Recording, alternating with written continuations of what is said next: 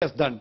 But according to Islam and according to Prophet Muhammad, peace be upon him, according to me, death penalty is not the standard rule for any Muslim who changes his faith and professes any other religion. And that's what I've told in my talks. But unfortunately what they do, they pick up a portion of my speech from the YouTube and they show it to the Home Secretary and the Home Secretary believes it. What you have to see is in context. I'll give one more example I'd like to give. That the moment I was banned in UK, I was supposed to travel to Toronto, Canada. Immediately when the ban was effected, even my visa for Canada was cancelled. They also had a 5-year visa. And I heard on the Toronto news, it says, here the preacher of the preacher of hate. Hear what he says. And then they show my clipping.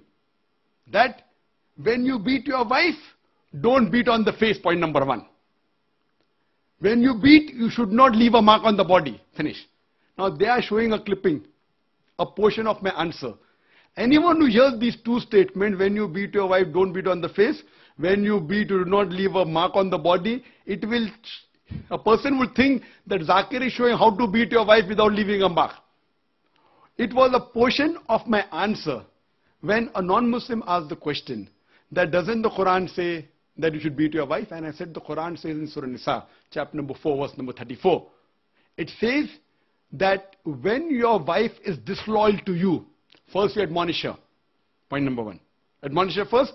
Then you stop talking to her. Then stop sharing her bed. Then you can beat her lightly. The Arabic word is daraba. And when someone asked Ibn Abbas, may Allah be pleased with him, the companion of the Prophet, he said it means like beating with a toothbrush. And further the commentary says, the Prophet said, when you beat your wife, you should not beat on the face, point number 1. Beat her in such a way that there's no mark left on the body. So this part was shown, and I continued. Islam and Quran never suggest wife bashing. It means you should beat with the toothbrush lightly. In modern terminology, I said beating with a handkerchief. Just a symbolic beating, such that you don't beat on the face, even a symbolic beating, and don't beat in a way in which there's no mark left on the body. That means it's an admonition. It's just a symbolic beating. So they cut off all the portion and show only 2 sentences of mine, and they promote that Zakir is a person who's against movement. So these things were also done regarding the death penalty for a person who changes the faith from Islam. But as I told you, in Islam, the standard rule is not death penalty for a Muslim who changes his faith to any other religion. Hope that answers the question.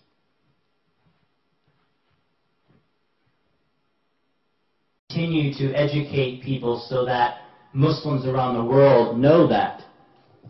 Brother, this I have mentioned in several of my speeches. Now when you ask the question, I give the reply. There are tens of millions of people watching this program on Peace TV. They are being educated that death penalty is not the standard rule. But why will they believe in me? Because I've given the reference. I gave the reference of the sayings of the Prophet from Abu Dawud. I'm giving the reference for more authenticity. Abu Dawud, volume number 3, hadith number 4345. Now when I'm giving reference Abu Dawud, volume number 3, hadith number 4345, anyone can go and check up. In this hadith, the sayings of the Prophet pardoned the person who was a Muslim and changed to another faith. Now the difference between my answer and the other answers are, the other people just say without giving reference. Now when I give a reference, sayings of the Prophet, Abu Dawud, volume number 3, hadith number 4345, you can go and check up. So this gives more authenticity, and I'm sure now there are millions of Muslims who will agree that death penalty is not the standard rule for any Muslim who changes his faith to any other religion. Hope that answers the question.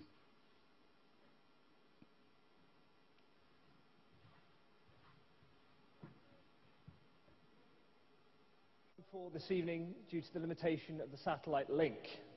However, I would ask you now to join with me in thanking Dr. Naik for his speech and pass it back to Peace TV to finish the evening. And with that, ladies and gentlemen, I remain James Langman and your President. Thank you.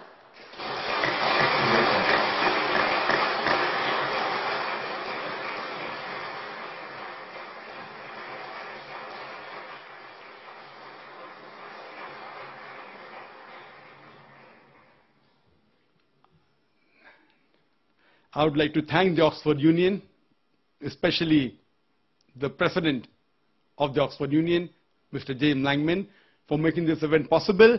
And I really appreciate with the way they invited me for this talk. And at least now, the people of UK can really see a live telecast that I'm a person who gives the message of peace. In a live telecast, there is no editing. There is no manipulation. You can have more faith in these live telecasts rather than clippings from YouTube, which can be manipulated. I would like to thank the members of the Oxford Union once again, and I hope very shortly, once the exclusion order is reversed, I would like to personally come to the Oxford Union and meet the members of the Oxford Union. Thank you very much. Wa akhir da'wana alhamdulillahi rabbil alameen.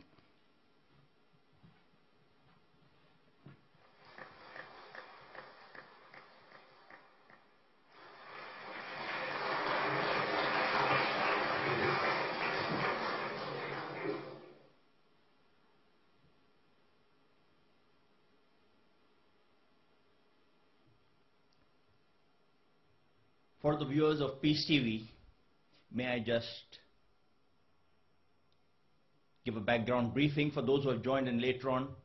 We just heard before us a very enlightening talk by Dr. Zakir Naik addressing the Oxford Union UK on the topic Islam and the 21st century. This was an opportunity to present not only to UK and the people of United Kingdom, but at the global level, because Oxford Union is not merely famous for presenting the views or concerns at the Oxford University itself, but on a wider level throughout the world of issues which are of global concern.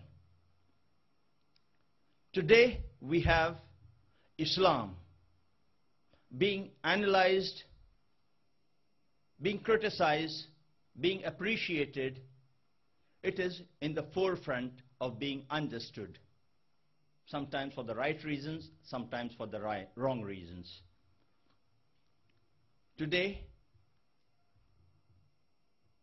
the Oxford Union has provided us this opportunity to put before the world the views of what Islam stands for through the person of Dr. Zakir Naik, one of the leading orators on Islam and comparative religion in the world.